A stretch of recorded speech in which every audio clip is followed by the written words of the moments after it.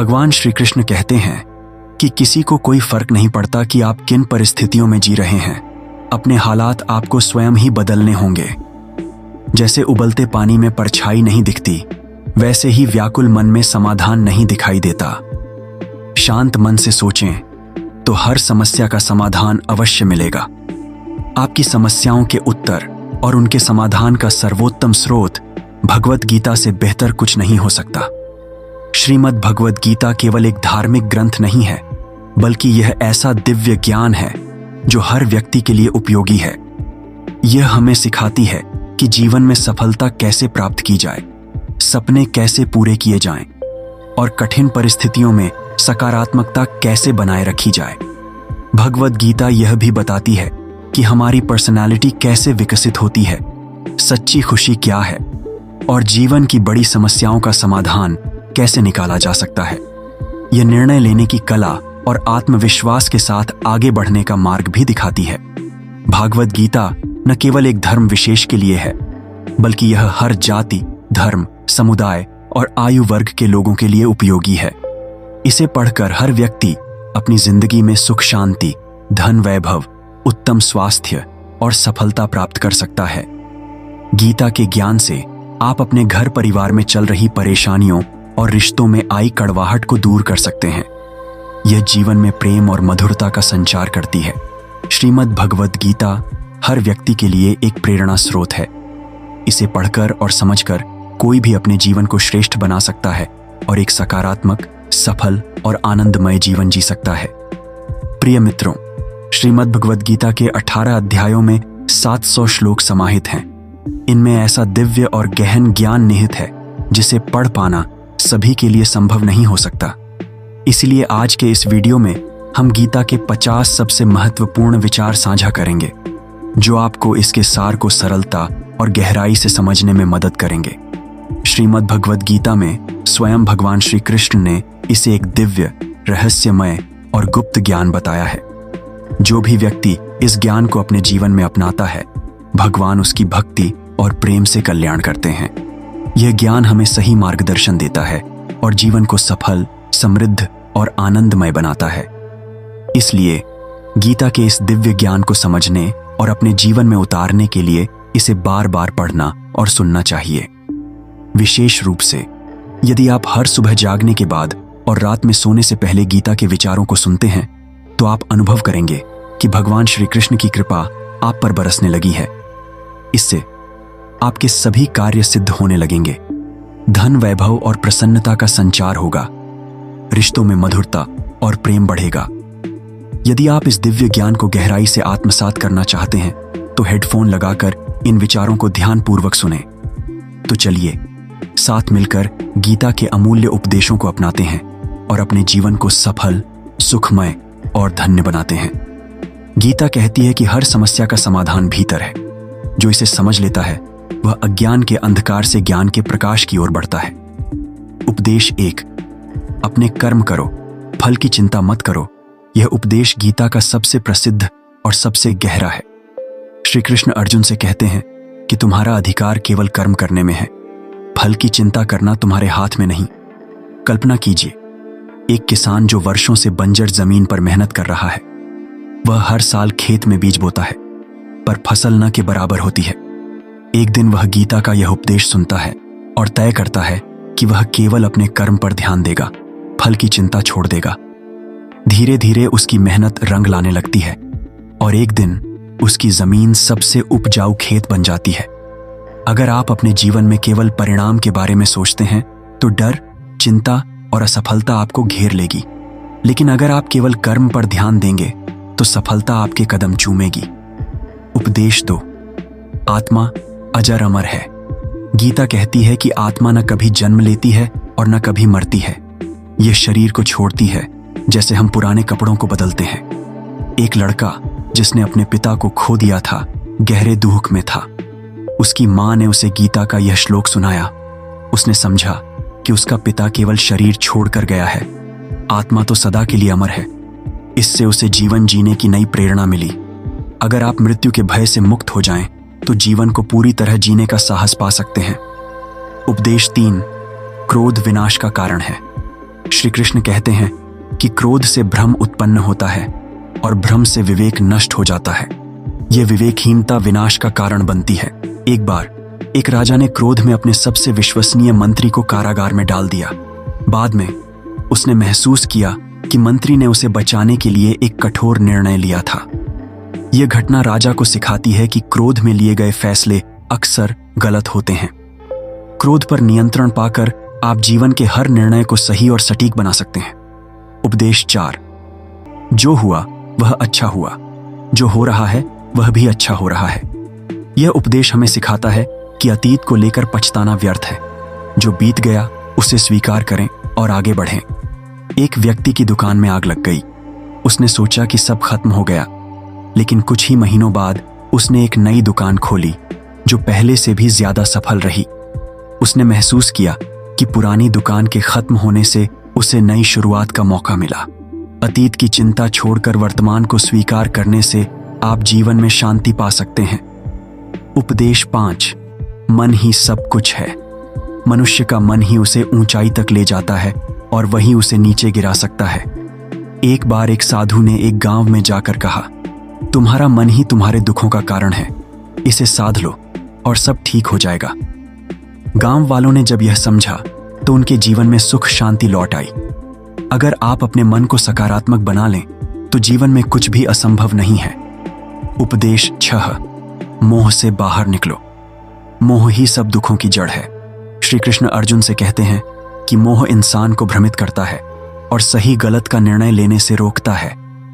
एक साधु ने अपने शिष्य को एक पेड़ से लिपटे सांप की कहानी सुनाई।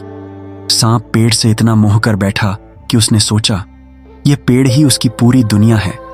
लेकिन एक दिन जब पेड़ को काटा गया तो सांप नष्ट हो गया।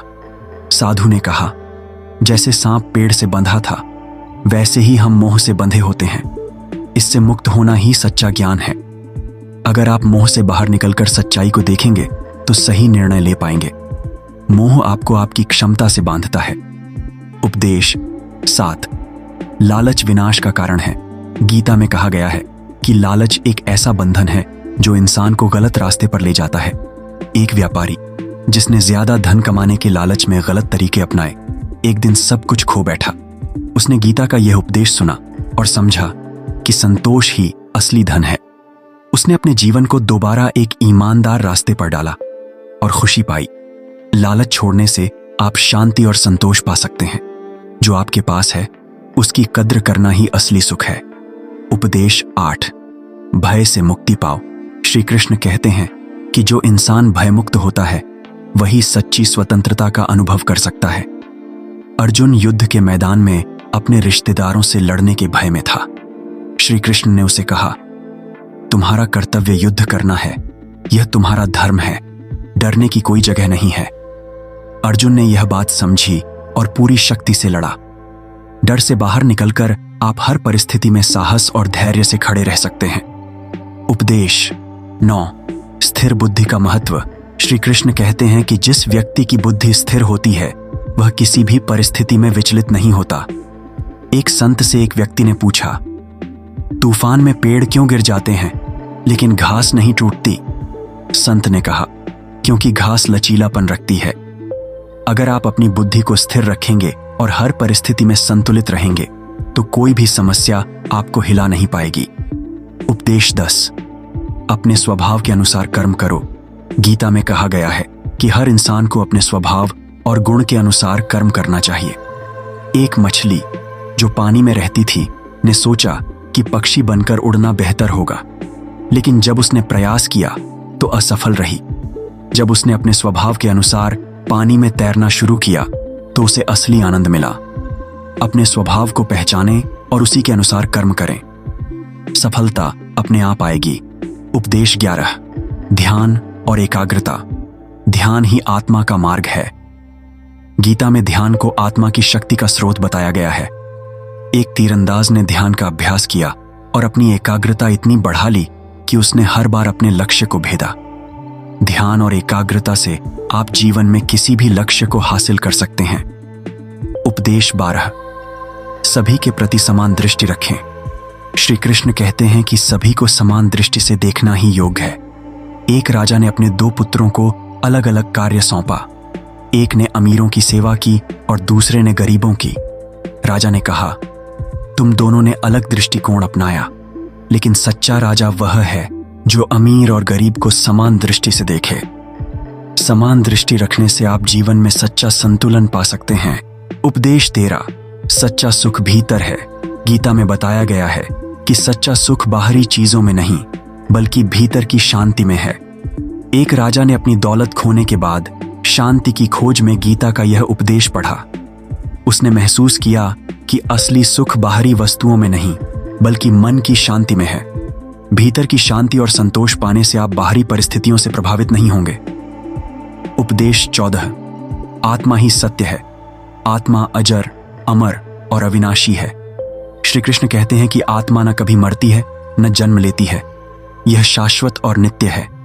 एक बार एक राजा ने एक संत से पूछा, मृत्यु के बाद क्या होता है? संत ने उत्तर दिया, जो मरता है वह शरीर है। आत्मा तो शाश्वत है। यह शरीर को छोड़कर नया रूप लेती है, जैसे हम पुराने कपड़े छोड़कर नए पहनते हैं। राजा ने इस ज्ञान से मृत्यु का भय छोड़ दिया। अगर आप आत्मा को समझ लें तो जीवन के हर दुख और भय से मुक्त हो सकते हैं। उपदेश 15। समर्पण ही मार्ग है। श्री कृष्ण कहते हैं कि जब आप खुद को पूरी तरह से ईश्वर के चरणों में समर्पित कर देते हैं तो वह आपको हर बंधन से मुक्त कर देते हैं। एक भक्त जिसने अपने जीवन में बार बार असफलता का सामना किया ने श्री कृष्ण को अपनी हर चिंता सौंप दी। इसके बाद उसे लगा कि जैसे सारी समस्याएं स्वतः सुलझ रही हैं। यह समर्पण का चमत्कार था। पूर्ण समर्पण से जीवन में शांति और स्थिरता आती है। उपदेश 16। सच्चा योग भीतर का संतुलन है। योग का अर्थ केवल आसन या प्राणायाम नहीं है, बल्कि यह भीतर का संतुलन और कुशलता है। एक युवा जो जीवन में बार बार असफल हो रहा था ने गीता का यह उपदेश पढ़ा। उसने योग और ध्यान का अभ्यास किया और पाया कि उसकी सोच और निर्णय लेने की शक्ति बेहतर हो गई। धीरे धीरे वह जीवन में सफल हो गया। योग से मन, शरीर और आत्मा का संतुलन होता है, जो जीवन के हर क्षेत्र में सफलता लाता है। उपदेश 17। सच्चा त्याग क्या है? त्याग ही सच्चा बल है।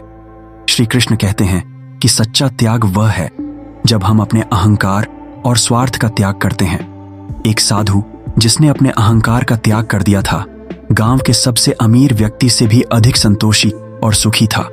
लोग उससे प्रेरणा लेने लगे।